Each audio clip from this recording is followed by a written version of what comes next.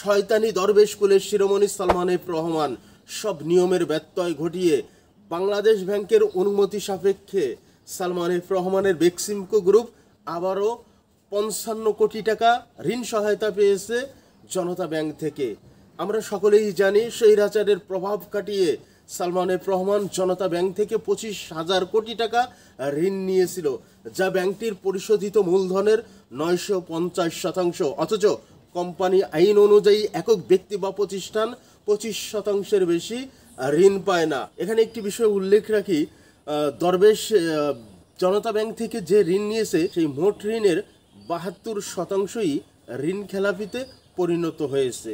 তাহলে সালমান এফ রহমান কি নিয়ম মেনে ঋণ নিয়েছিলেন? অবশ্য স্বৈরাচারের সময় স্বৈরাচারীদের জন্য অনিয়ম বলতে কোনো জিনিস ছিল না। তারা যা বলতো, তারা যা করতো সবই নিয়ম। অন্যদিকে বিরোধী মতপথের মানুষ যা বলতো, যা করতো তার সবটাই অনিয়ম। এখানে ইন্টারেস্টিং বিষয় হলো বাংলাদেশ ব্যাংকের গভর্নর মনসুর সাহেব তিনি এটিকে অনুমোদন দিয়েছেন এবং জনতা ব্যাংকের এমডি আব্দুল জব্বার সাহেব বলছেন যে আইন করা হয় প্রতিষ্ঠানের জন্য, কিন্তু রাজনৈতিক পট পরিবর্তনের পর আইন মেনে সব কিছু করতে গেলে দেশের মধ্যে নাকি অস্থিতিশীলতা সৃষ্টি হবে। তাই তো জনতা ব্যাংক কর্তৃপক্ষ আবারও ৫৫ কোটি টাকা ঋণ দিয়েছে বেক্সিমকো গ্রুপকে।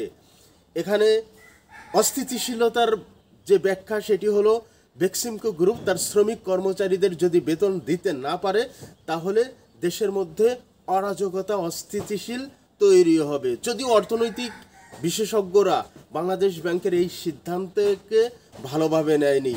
আমাদের প্রশ্ন হলো, যদি বেক্সিমকো গ্রুপ শ্রমিক কর্মচারীদের বেতন না দিতে পারে তাহলে বেক্সিমকো গ্রুপ বিক্রি করে দেখ।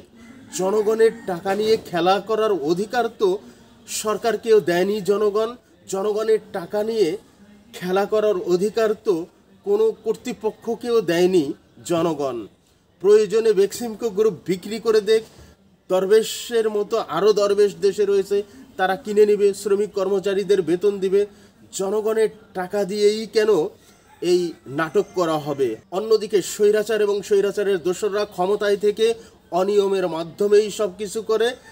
তারা ক্ষমতাচ্যুত হওয়ার পরে দেখা যাচ্ছে তাদের ক্ষেত্রে নিয়ম মানলে নাকি দেশের মধ্যে অস্থিতিশীলতা তৈরি হবে, দেশের মধ্যে অরাজকতা সৃষ্টি হবে।